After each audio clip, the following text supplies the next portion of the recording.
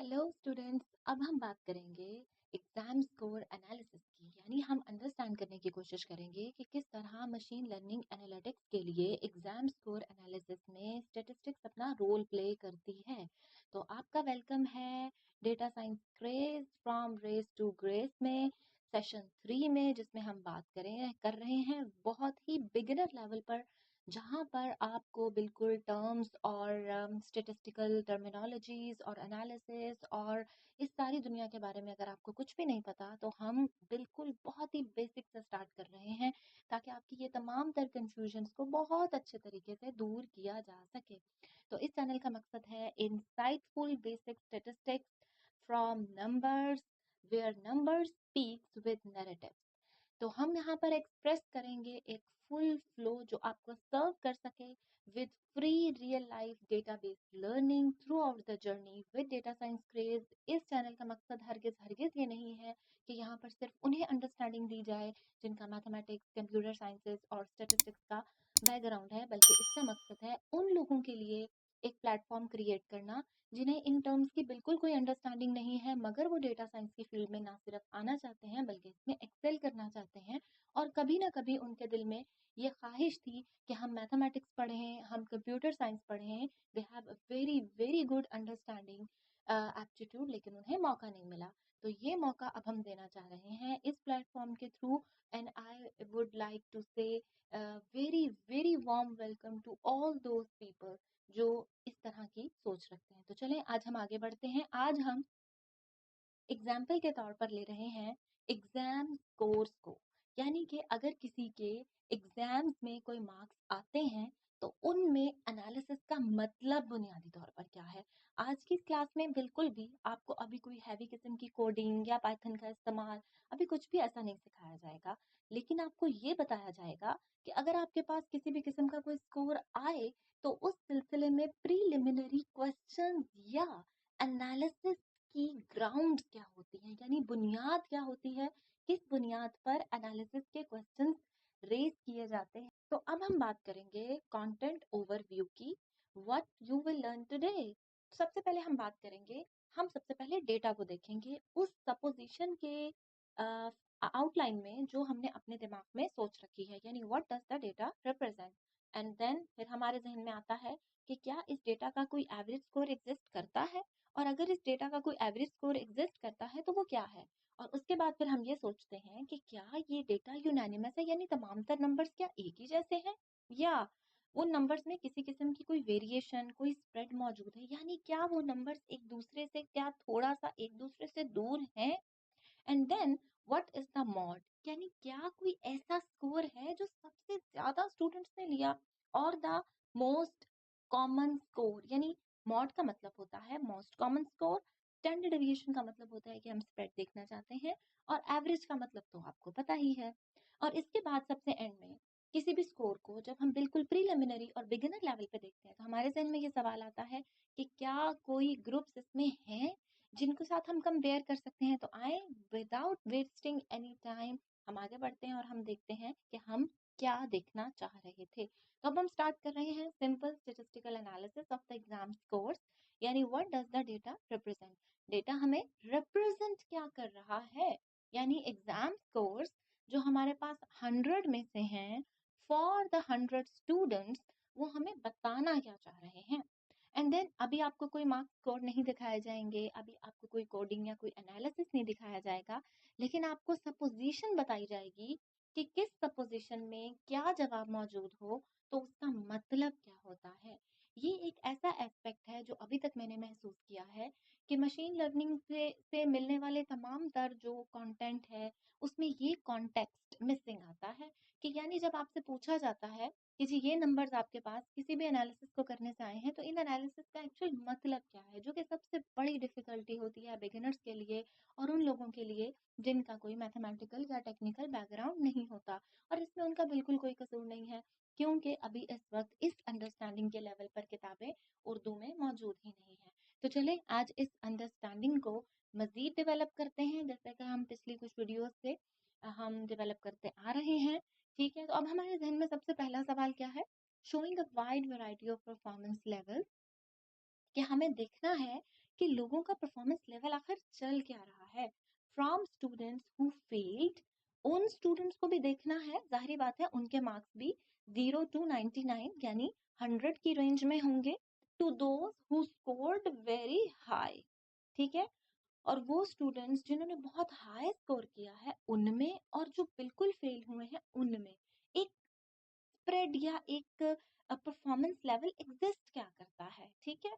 चलें अब हम आगे बढ़ते हैं। What is the average score, जो कि सबसे पहला सवाल है और हमारे जहन में आता है। और जब भी हम एवरेज की बात करते हैं तो इसका मतलब है हम मीन की बात करते हैं, यानी सेंट्रल टेंडेंसी की बात करते हैं, यानी कि जो हमारा डेटा है उसका एक्चुअल सेंटर पॉइंट क्या है।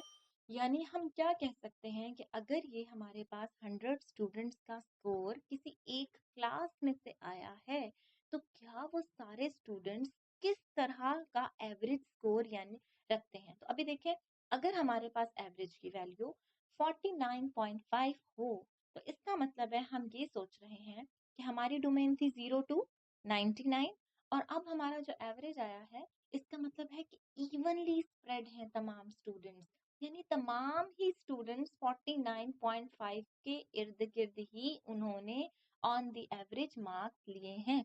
लेकिन अब अगला सवाल हमारे जहन में उभरता है कि आखिर कितना कम और कितना ज्यादा, यानी 49 से 48, 47, 46, या 39, 38, 37, 36, या फिर 29। तो इस कंफ्यूजन को हल करता है हमारे पास एक और टूल जिसका नाम है स्टैंडर्ड डिविएशन और how spread out are the scores. और जब भी हम स्टैंडर्ड डिविएशन फाइंड करने की कोशिश करते हैं तो इसका मतलब है कि हम स्प्रेड देखना चाह रहे हैं स्कोर्स का, मार्क्स का, या किसी भी किस्म के डेटा का।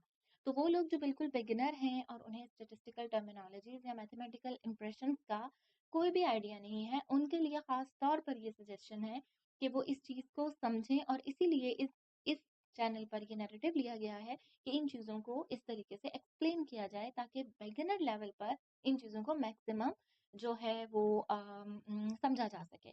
तो लिहाजा जब हम स्टैंडर्ड डेविएशन फाइंड करते हैं तो इसका मतलब है कि हम ये देखना चाहते हैं कि जो हमारा स्कोर है वो एवरेज से कितना दूर है।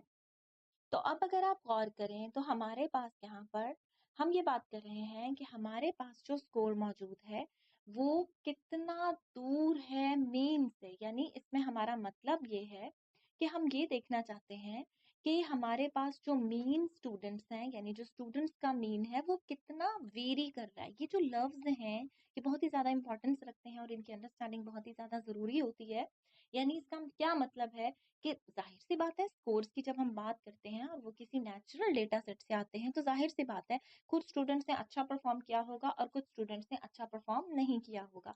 तो ऐसी सिचुएशन में जब हमारे पास हमें मीन ये बता रहा है कि जी हमारे पास ये देखिए मीन हमारे पास 49.5 है, यानी जब हमारे पास इस तरह का मीन मौजूद है तो फिर हम किस तरह से ये कह सकते हैं कि हमारे पास आखिर क्या स्टैंडर्ड डेविएशन होगा और हमें कैसे पता चलेगा कि हमारे पास स्टूडेंट्स ने कितना अच्छे मार्क्स और कितने बुरे मार्क्स के स्टूडेंट्स मौजूद हैं। तो चलें अब हम आगे बढ़ते हैं। आगे जब हम बढ़ते हैं तो आगे हम देखते हैं कि हमारे पास जो असल चीज है, नेक्स्ट क्वेश्चन वो है व्हाट इज द मॉड। आपने हमेशा सीक्वेंस में ये चीजें पढ़ी सुनी होंगी, मीन, मीडियन, मॉड। यानी मॉड का मतलब होता है कि क्या हमारे डेटा में कोई मोस्ट कॉमन स्कोर या वैल्यू मौजूद है, यानी कि क्या हमारे पास कोई ऐसी वैल्यू मौजूद है जो बहुत ज्यादा मर्तबा आती है। यानी क्या कुछ ऐसा है जो बहुत ज्यादा मर्तबा आता है, यानी सबसे ज्यादा मर्तबा क्या कोई चीज हमारे पास अपीयर हो रही है, या हर नंबर एक ही बार आ रहा है। तो हमारे पास इस डेटा में कोई मॉड नहीं था, हर नंबर एक ही बार आया था, इस वजह से हम इसे यूनिफॉर्म डिस्ट्रीब्यूशन कहेंगे, यानी कि कोई एक नंबर भी रिपीट नहीं हुआ। उम्मीद है ये बात भी आपको अच्छे से अंडरस्टैंड हो गई होगी और मॉड आपको समझ में आ गया होगा कि जब भी हम डेटा एनालिटिक्स की बात करते हैं तो ये टर्म्स हमें क्या समझाती हैं। उसके बाद जो सबसे अहम चीज हम बिल्कुल बहुत ही स्टार्ट में देखते हैं जब हमारे पास बिल्कुल एक रॉ डेटा मौजूद होता है वो है are there any groups to compare, कि क्या किसी किस्म का कोई कंपैरिजन इस डेटा में मौजूद है, क्या हम इस 100 वैल्यूज को किसी ग्रुपिंग में बांट सकते हैं। जैसा कि अगर हमसे कोई कहे कि हम इन्हें 0 to 49 50 to 74 और 75 to 100। क्या हम ऐसी कोई रैंकिंग दे सकते हैं जो कि आपके ख्याल में बिल्कुल लॉजिकल है? अगर आप थोड़ा-सा गौर करें तब आप सोच रहे होंगे कि असल लॉजिकल एक्सप्रेशंस तो अब शुरू हो रहे हैं, यानी जो हमारा एनालिसिस है वो किसी भी किस्म की कोई शेप अब ले रहा है। यानी कि 49 तक हम नेगेटिव मार्किंग सपोज करते हैं और उसके बाद यहाँ पर हम गुड स्टूडेंट सपोज करते हैं और यहाँ पर हमारे पास हाई परफॉर्मर यानी प्लस ए वाले स्टूडेंट्स हो सकते हैं। तो आपने इस तरह की रैंकिंग अक्सर देखी होगी और इस तरह की तमाम रैंकिंग आपके पास आती है इन्हीं स्टेटिस्टिकल टूल्स की प्रॉपर अंडरस्टैंडिंग के साथ, और इससे हमें पता चलता है कि किस तरह से हम अपने डेटा में सेगमेंटेशन कर सकते हैं और हम किस तरीके से कुछ स्टूडेंट्स जो कि हाई परफॉर्मर्स हैं और वो किस रेंज में आ रहे हैं, हम उन्हें अच्छे अच्छे जो मार्क्स हैं या अच्छे अच्छे अवार्ड्स हैं वो दे सकते हैं। तो आज के सेशन की फाइनल कंक्लूजन क्या हुई कि the data set is perfect, यानी कि जो डेटा सेट हमने अभी यहाँ पर डिस्कस किया वो एमएल एनालिटिक्स का बिगिनर लेवल पर अगर आप अप्लाइड स्टैटिस्टिक्स को समझना चाहते हैं और उसकी टर्मिनोलॉजीज को समझना चाहते हैं तो ये एक बेस्ट अप्रोच थी। And how to calculate and interpret mean median and mode, और आप इन चीज़ों को किस तरीके से कैलकुलेट करेंगे, आप स्प्रेड कैसे फाइंड आउट करेंगे, and how to segment and analyse real world data. अभी आप सोच रहे होंगे कि आज के डिस्कशन में हमने मीडियन को डिस्कस नहीं किया, उसकी इस वजह से ज़रूरत नहीं है क्योंकि हमारे पास जो डेटा है वो नॉर्मली हमें अभी हम चूंकि एज एन एग्जाम्पल कर रहे थे इसलिए मीन और मीडियन नॉर्मली एक ही जैसे रिजल्ट्स देते हैं, लेकिन मॉड देखना हमेशा इसलिए ज़रूरी होता है कि इसमें हमने ये देखना होता है कि क्या कोई वैल्यू मैक्सिमम टाइम रिपीट हो रही है या नहीं। उसके बाद अगली चीज़ जो सबसे इम्पॉर्टेंट है कि क्या कोई सेगमेंटेशन की जा सकती है ताकि जो ज़्यादा हाई परफॉर्मर्स हैं उनके लिए कुछ एक्स्ट्रा अवार्ड्स जो हैं वो दिए जा सकें, और जो लो परफॉर्मर स्टूडेंट्स हैं या जो फेल हो गए हैं किसी एक पर्टिकुलर एग्जाम में उनके लिए कोई एक्स्ट्रा कोचिंग का इंतजाम किया जा सके। And how to create charts and visualise later, ये हम नेक्स्ट सेशन में इंशाल्लाह डिस्कस करेंगे।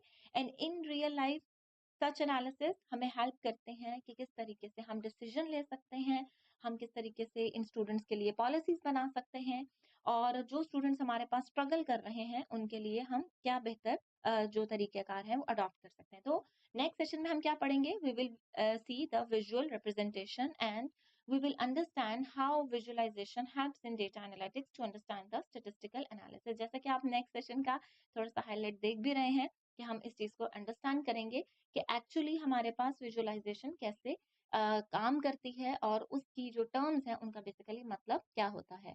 दरअसल स्टूडेंट्स होता ये है कि मैंने मोस्टली देखा है स्टूडेंट्स एनालिसिस कर लेते हैं, सॉफ्टवेयर्स के ट्यूटोरियल्स देखते हैं और एक डेटा सेट लेते हैं और उसके बाद ये बेसिक टर्म्स जो हैं इन्हें सामने रखकर रिपोर्ट राइटिंग प्रिपेयर कर लेते हैं।